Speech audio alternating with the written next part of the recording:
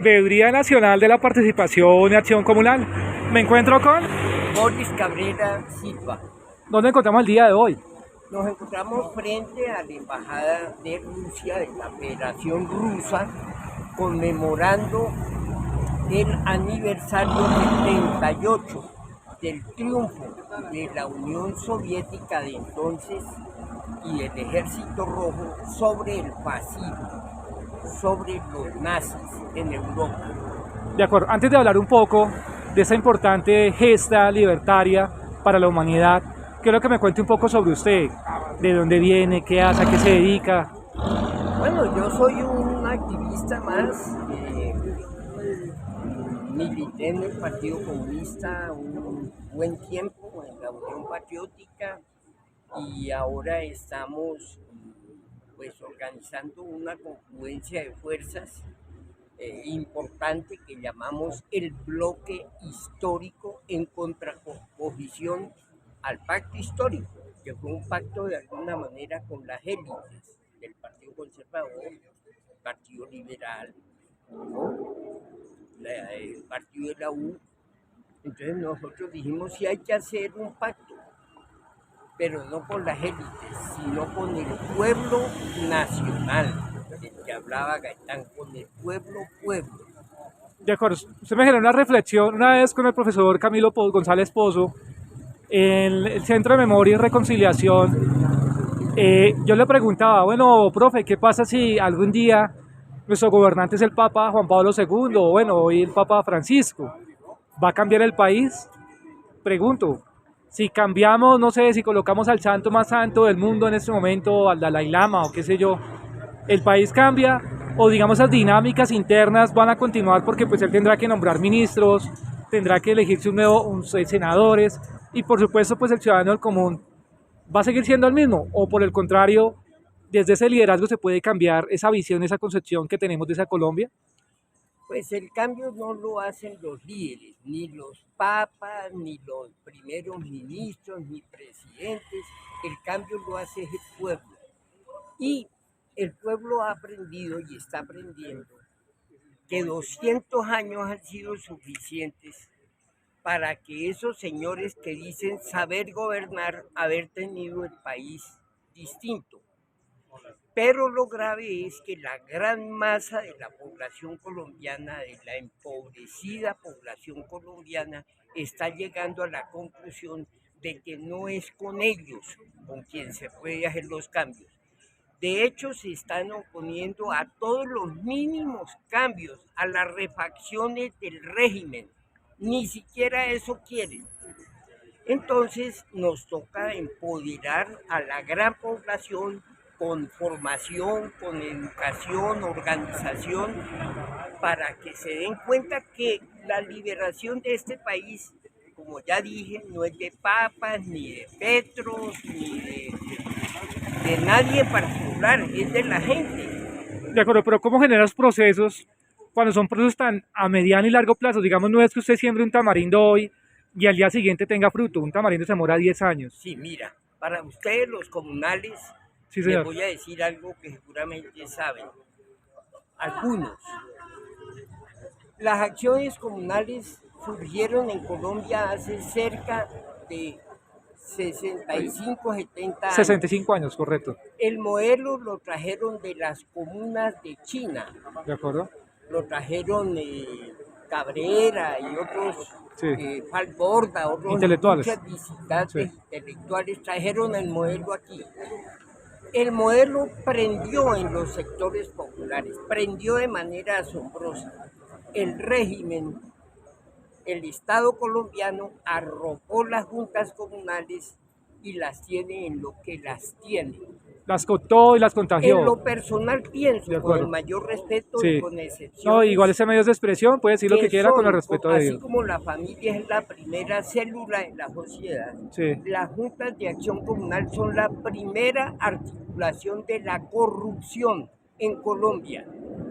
Las juntas de acción comunal con líderes inamovibles señorean y están encima no solo de los afiliados, sino de los barrios, de las localidades. Con ellos es que negocian los compradores de votos. Si tú preguntas quién maneja el movimiento comunal, las juntas de acción comunal, en Ciudad Bolívar no los manejan los sectores populares o alternativos. Negocian con Uribe, negocian con los que pagan los votos. Y ellos son, muchos de estos corruptos de las juntas comunales son el primer eslabón de esa cadena de corrupción. No sé hasta dónde de verdad el movimiento comunal se pueda refosilizar, se pueda reorganizar de otra manera. De acuerdo, pues digamos, pues hablando de acción comunal, pues manejo muy bien el tema. En el país es el gremio social más grande del país. Sí. Son más de 65.000 juntas de acción comunal, 39 federaciones y, por supuesto, digamos, uno no puede generalizar en el sentido, lo que usted dice, totalmente de acuerdo. Desafortunadamente hay mucho dinosaurio que quedó ahí y perdura en el tiempo. Sin embargo, a medida que ha pasado el tiempo, ha logrado perdurar y asimismo también en muchos territorios, no en todos, ha logrado trascender. Bogotá, digamos, no es la excepción, porque Bogotá, lo que usted dice, tal cual, la radiografía que usted me está diciendo el día de hoy, sin generalizar, porque esa es la inmensa minoría que hace ese daño, pero la pregunta es, y según esa perspectiva, esa experiencia, ¿cómo cambiar ese chip? ¿Cómo decirle a esos organismos como las, hey, venga, salgan de esa inoperancia, salgan de esa politiquería y entren a una nueva visión para ver y entender esa realidad, esa sociedad que realmente lo necesita con sus aportes? Sí, es decir, yo responsabilizo al régimen. Okay. Al régimen es el responsable de la crisis. Al gobernante de turno. ¿Sí? No al gobernante de turno, al régimen. De acuerdo. Porque no es necesariamente solamente Duque, sí, ni Santos, ni Petro. Sí. Es el régimen del que hablaba Álvaro Gómez Hurtado, el régimen que está corrupto, podrido, que hay que tumbar, decía Álvaro Gómez Hurtado, un líder conservador. Entonces, porque este régimen ha llegado a un nivel de corrupción que o lo tumbamos o tenemos que esperar a que termine de podrirse.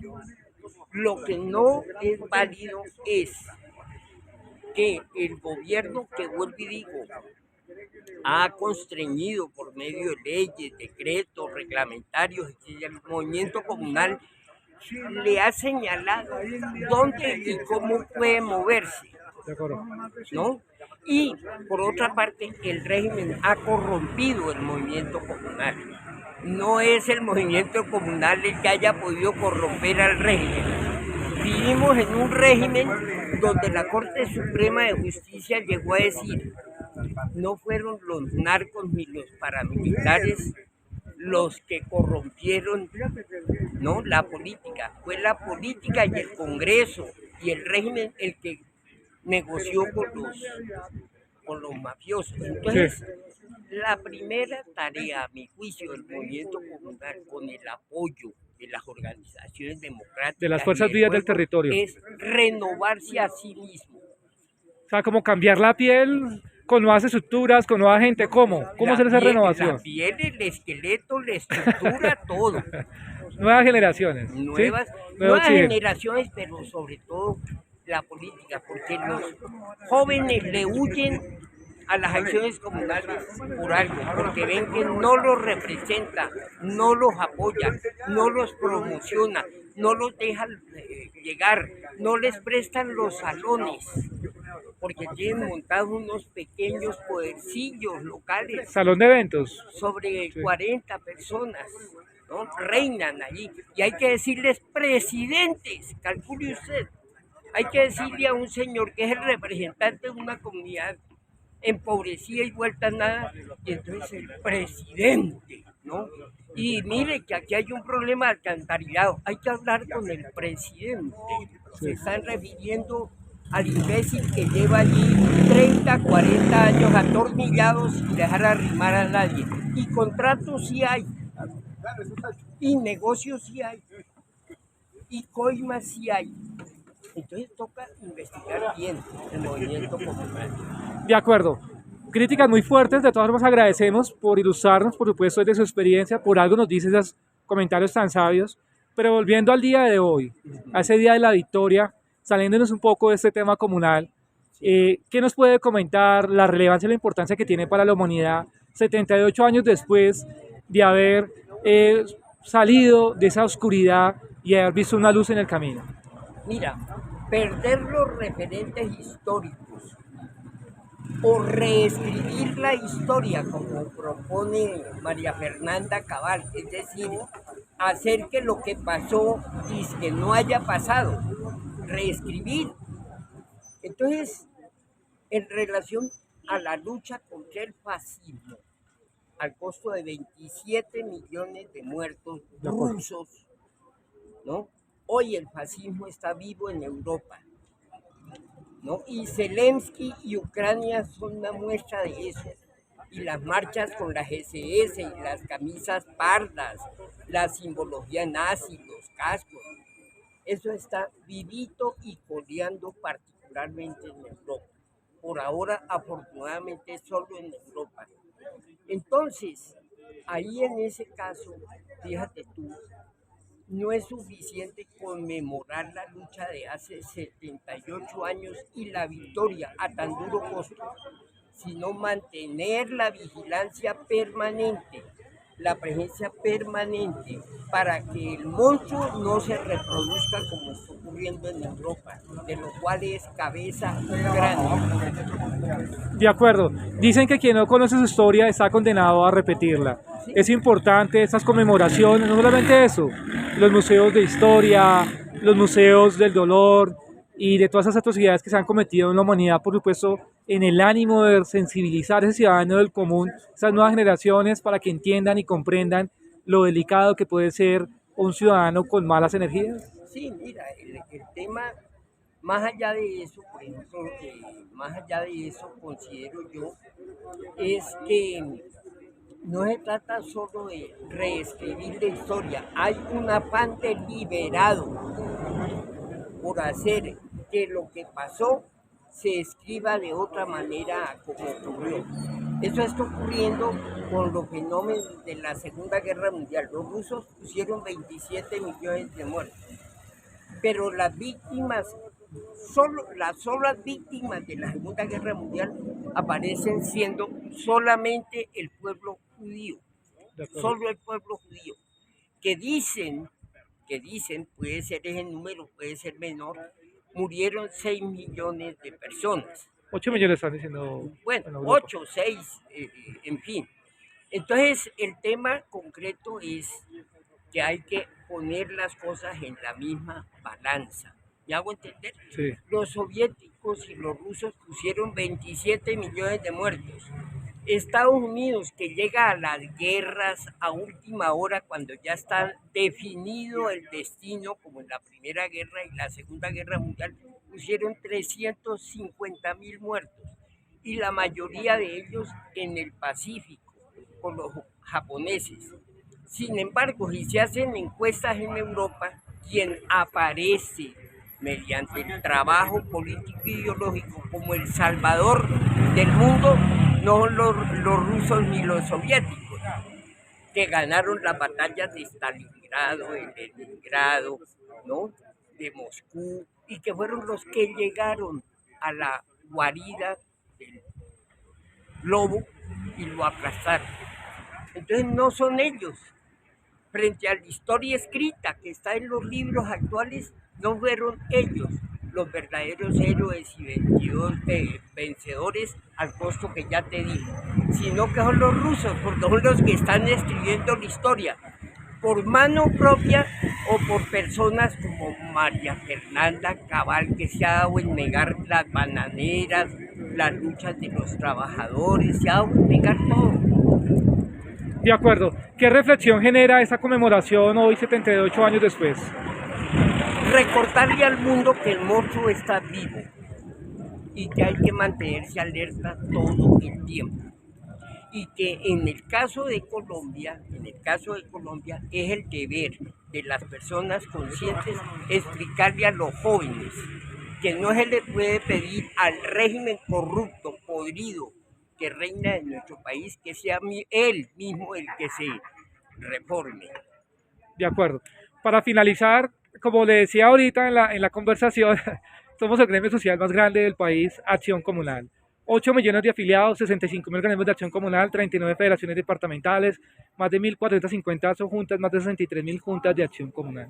Desde el bloque del cambio histórico, un mensaje de reflexión a sus afiliados comunales en el país, por supuesto para seguir construyendo y también conmemorando estos espacios que tanto daño han hecho a la humanidad y que si no los recordamos muy probablemente vuelvan y nos pongan en la oscuridad. Que hagan un verdadero análisis, una reflexión acerca de por qué una organización tan grande, tan poderosa, tan nacional y todo eso está prácticamente el ostracismo, no cuenta para el quehacer político, no se moviliza por los cambios, no apoya los cambios. Entonces, si no apoyan los cambios en un gobierno como este, un gobierno de transición, entonces, ¿qué? El tema no es reunirse con el presidente y llevarle 3.000 delegados escogidos, llevárselos allá a echarse y a que les echen una carreta. El tema es mostrar con los hechos que tiene un peso importante en la sociedad colombiana. Te voy a poner un ejemplo. El ejército tiene 350.000 unidades, o sea, es 6 veces más grande que las acciones comunales. La policía tiene 200.000 unidades. Ahí el problema no es el número, sino qué política agencian, qué política impulsan, ¿no? Ese es el tema. ¿Qué papel juegan? Si están con la legalidad, si están con el pueblo o están negociando con los bandidos, como ha ocurrido en el pasado, etcétera. Es decir, el número no quiere decir nada. Al contrario, es increíble que 60.000 miembros y no sé cuántas asociaciones no ejerzan el peso independiente que tienen que ejercer en Colombia. Desde la Veeduría Nacional de la Participación y Acción Comunal, con el apoyo de Colet, La Luz del Mundo, como dice la Procuraduría General de la Nación, ser corrupto no aguanta. Comparten los videos en YouTube y agradecemos tan importantes comentarios.